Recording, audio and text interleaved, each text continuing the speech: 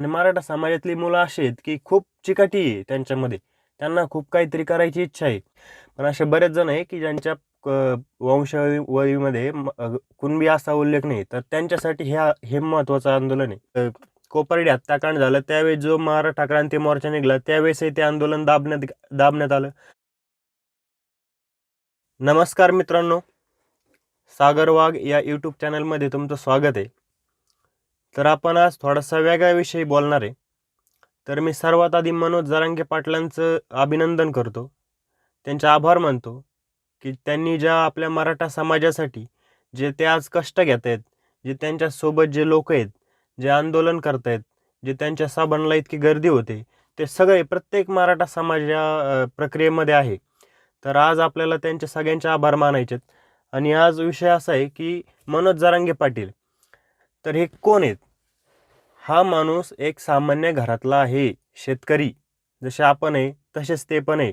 एकही गुंठा शेती नसलेला माणूस. जी शेती होती त्यांनी ती मराठा समाजाच्या आरक्षणासाठी, आंदोलनासाठी ती त्यांनी विकली. त्यांचा 20 वर्षापासूनचा जो प्रवास आहे, त्या प्रवासाला आज त्यांच्या फळ आलेलं आहे. आज त्यांनी सरकारला वेठीस धरलेलं आहे. आज सरकार अशा परिस्थितीमध्ये आहे की त्यांना आता आरक्षण द्यायलाच लागणार आहे. कारण आता मराठा क्रांती मोर्चा झाला, इतक्या शांततेत काढला, तरी त्याला दाबण्याचा प्रयत्न झाला. मराठा आरक्षण दिलं, त्याला परत कोर्टात घातलं. कोर्टात गेल्यावर त्याला मंजुरी भेटली नाही. असं 2 वेळा झालं. एकदा 2014मध्ये पण झालं आणि 2000 आत्ता मागं कधीतरी झालं होतं तेव्हा. तर हे असं का होतं? कारण ह्यामागे प्रत्येक गोष्टीत राजकारण आहे. कारण देणारे पण तेच असतात आणि काढून घेणारे पण तेच असतात. त्यांचेच माणसं याचिका दाखल करतात कोर्टामध्ये आणि मग त्या त्या याचिका दाखल केल्यामुळे कोर्टामध्ये ते आपलं जे आरक्षण होतं 16% ते फेटाळलं गेलं. तर ह्यावेळेस असा दगाफटका होऊ नये म्हणून हा जो हे जे आंदोलन चालू आहे मनोज जरांगे पाटलांचं, आज त्यांच्या मागं आपल्याला खंबीरपणे उभा राहायचं आहे. आपला मराठ्यांचा आवाज प्रत्येक वेळेस दाबला जातो. मागच्या 2 कोपर्डी हत्याकांड झालं त्यावेळेस जो मराठा क्रांती मोर्चा निघाला त्यावेळेसही ते आंदोलन दाबण्यात आलं. आणि आत्ता मनोज जरांगे पाटलांचं आंदोलन ते त्यांच्या तोंडाने सांगतात की त्यांना खूप दाबण्याचा प्रयत्न होतोय. पण तो मराठा, एक मराठा लाख मराठा, त्यांच्या पाठीमागं लाखो लोक आहेत. 5 कोटी मराठा समाज आज त्यांच्या मागे आहे. त्यामुळे ते काय हरकत नाही. आणि मला असा विश्वास आहे की आता मराठा समाज किंवा मनोज जरांगे पाटील आपल्याला आरक्षण मिळवून दिल्याशिवाय काय राहणार नाही. तर मनोज जरांगे पाटलांचा जो मुद्दा आहे की ओबीसी जो उर्वरित समाज आहे, मराठा समाज जो कुणबी आहे, जो शेती करतो, ज्याला कमी शेती आहे, ज्याला 5 एकरापेक्षा किंवा 1 हेक्टरपेक्षा कमी शेती आहे, त्याला कुणबीचं प्रमाणपत्र देण्यात यावं. पण असं बऱ्याच ठिकाणी झालंय की बऱ्याच शेतकऱ्यांनी किंवा मराठा समाजाने कुणबीचं प्रमाणपत्र काढलंय. का तर त्यांच्या जुन्या वंशावळीमध्ये त्यांच्या पूर्वजांच्या कुठंतरी दाखल्यावर कुणबी हा काय म्हणतात त्याला, कुणबी असं वर्णन केलेलं होतं, म्हणून त्यांना तो दाखला भेटला. पण आत्ताची जी परिस्थिती, असे बरेच शेतकरी आहे की ज्यांच्या पूर्वजांचा किंवा जुन्या काळातल्या कुळातील कोणाचाही दाखला भेटत नाही.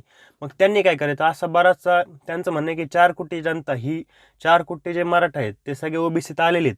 फक्त जे राहिलेत ते 1 कोटी, त्यामध्ये ते स्वतः मनोज जरांगे पाटील सुद्धा येतात, मी पण येतो, बरेचसे माझ्यासारखे असे बरेच लोक आहेत की ते त्यात येतात, की ज्यांच्या वंशावळीमध्ये कुठंच कुणबी असा उल्लेख नाही आहे. आणि त्यांना जर कुणबीमध्ये घ्यायचं आहे तर जर आता तुम्ही गेले तहसीलदार किंवा प्रांतांकडं की आम्हाला कुणबी सर्टिफिकेट द्या, तर ते म्हणतात की तुमच्या जुन्या पूर्वजांच्या काळात दाखल्यामध्ये जर कुणबी असेल तरच तुम्हाला ते प्रमाणपत्र भेटू शकतं.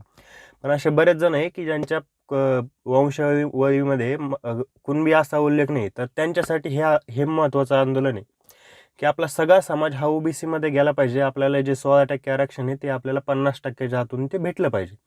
हा सगळ्यात महत्त्वाचा विषय. तर ह्यासाठी आपल्याला मनोज जरांगे पाटलांच्या पाठीमागे उभा राहण्याची अत्यंत गरज आहे. तर तुम्हाला सांगतो, मराठा आरक्षण का आणि ओबीसी का? तर आपला समाज हा खूप गरीब झालेला आहे.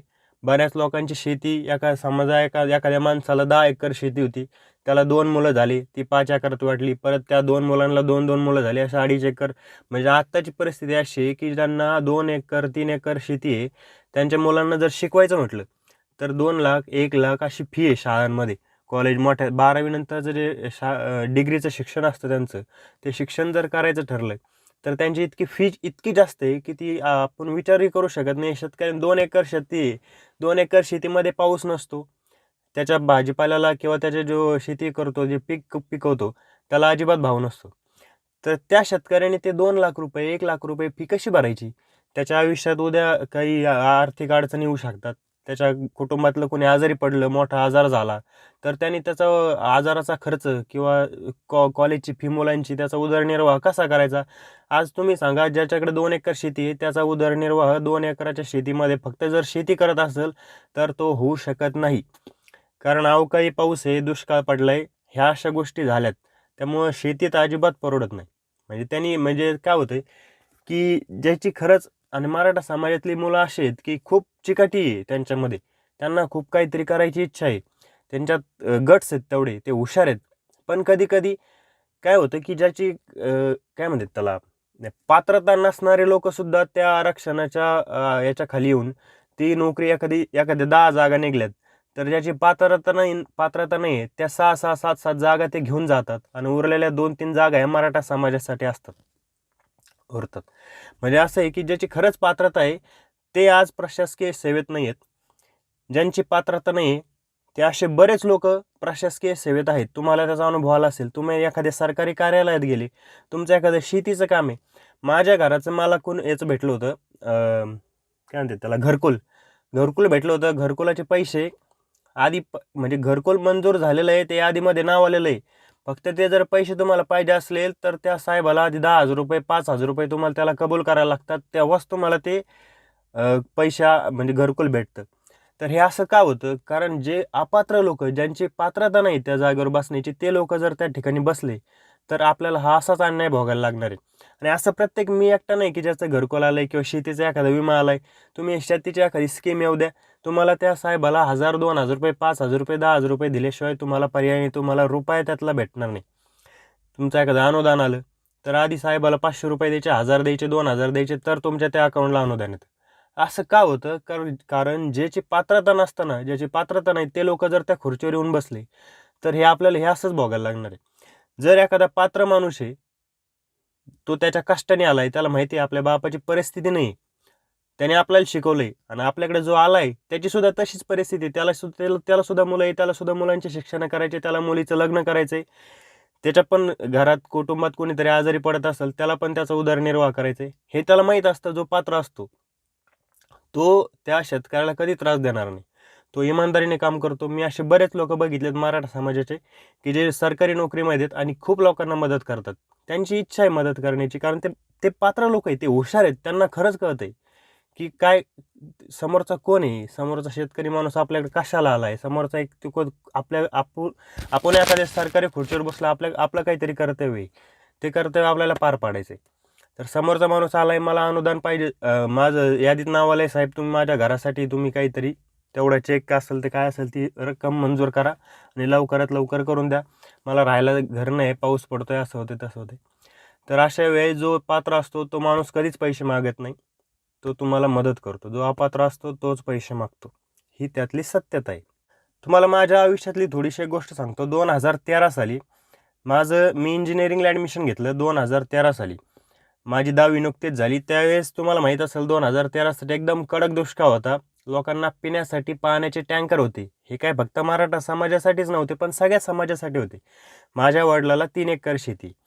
3 एकरामध्ये 3 एकर, 1 एकर पडीक आहे, 2 एकर बागायती. 2 एकर बागायतीमध्ये किती उत्पन्न निघतं? तुम्ही शेतकरी, मी शेतकरी, मला माहिती, तुम्हाला माहिती. 2 एकर शेतीमध्ये एका कुटुंबाचा उदरनिर्वाह होईल इतकंही उत्पन्न निघत नाही, आणि ते पण दुष्काळामध्ये.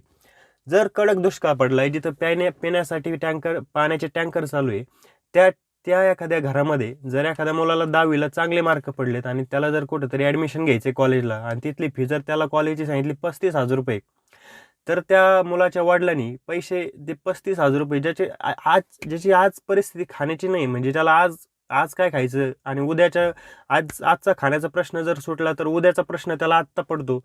तर तशा माणसानी त्या 35,000 रुपये शाळेची फी झाली कॉलेजची, आणि राहण्यासाठी खाण्यासाठी 25-30,000 रुपये लागतात, ते पैसे आणायचे कुठून? तर अशा वेळेस होतं की जो पात्र माणूस आहे, ज्याला 10वीला खरंच त्यांनी कष्टाने अभ्यास केला, त्यांनी मार्क पडले, ज्याला खरंच इंजिनिअरिंगला जायचं आहे, पैशाअभावी, फक्त पैशाअभावी त्याला कॉलेजला किंवा कुठं चांगल्या कॉलेजला ॲडमिशन घेता येत नाही. तर त्यातला मी पण होतो. पण माझ्या वडिलांनी कर्ज पाणी इकडून तिकडून काहीतरी करून म्हणजे खरंच परिस्थिती नसताना याच्याकडून त्याच्याकडून घेऊन व्याजाने बिजानी मला त्यावेळेस कॉलेजला पैसे भरले. जेव्हा मी 10वी पास झालो 2012-13ला, तोपर्यंत मला आरक्षण हा विषय काहीच माहीत नव्हता. कारण माध्यमिकमध्ये प्राथमिकमध्ये मराठी शाळेत शिकलेला मुलगा मी. मला तोपर्यंत मराठा आरक्षण किंवा आरक्षण असतं काय असं काहीच माहीत नाही. जेव्हा मी कॉलेजला गेल्यावर तिथं सगळ्या जाती धर्माचे, सगळ्या वेगळ्या वेगळ्या कुटुंबातील, श्रीमंत कुटुंबातील, गरीब कुटुंबातील लोक तिथं आली. तिथे ज्याला आरक्षण आहे त्या समाजाचा मुलगा, त्याचे वडील पोलीस आहे, त्याची परिस्थिती खूप चांगली आहे, त्याला 6 एकर शेती आहे, त्याची शेती पण चांगलं उत्पन्न, वरून त्याचे वडील सरकारी नोकरीमध्ये, आणि त्याला फी किती 8,000. माझे वडील, मला शेती 3 एकर, माझ्या वडिलाला उत्पन्नाचा दुसरा सोर्स नाही, मला फी किती, मला 35,000. का? फक्त आरक्षण. त्यावेळेस मला कळलं की आरक्षणाची गरज खरंच आपल्याला आहे. पण लहान असताना, आम्ही कॉलेजला जात असताना आपल्याला त्या गोष्टीची जास्त माहीत नाही. जेव्हा मराठा क्रांती मोर्चा निघाला, आम्हाला त्यावेळेस खूप वाटत होतं, आमचं अख्खं कॉलेज जे मराठा मुलं होते किंवा सगळे होते, सगळ्या मुलांनी त्यावेळेस आम्हाला सपोर्ट केला. आम्ही सगळे नगर किंवा 2-3 ठिकाणी आम्ही मराठा क्रांती मोर्चाच्या आंदोलनामध्ये सामील झालो. पण त्यावेळेसही मराठा समाजाचा जो मोर्चा आहे तो पूर्णपणे दाबण्यात आला. जो दुसरा मोर्चा आता निघलाय मनोज जरांगे पाटलांचा, त्यावेळेस मला वाटलं की आता मला बोलायला पाहिजे, माझ्या मनात भरपूर साठलेलं आहे, ते मला आज बाहेर काढायला पाहिजे. ज्या ठिकाणी एका पोलिसाचा मुलगा, त्याला पोलिसांना पगार पण जास्त, वरून ते भ्रष्टाचार पण करणार, इतका पैसा असून सुद्धा त्याचे वडील त्याला 4 व्हीलरमध्ये न्यायला येणार, त्या मुलाला फी किती, फक्त 7,000, 7,000 ओनली. आणि माझी काहीच परिस्थिती नाही, माझ्या बापाने व्याजाने पैसे काढून माझ्या कॉलेजला फी भरणार, त्याला फी किती, 35,000.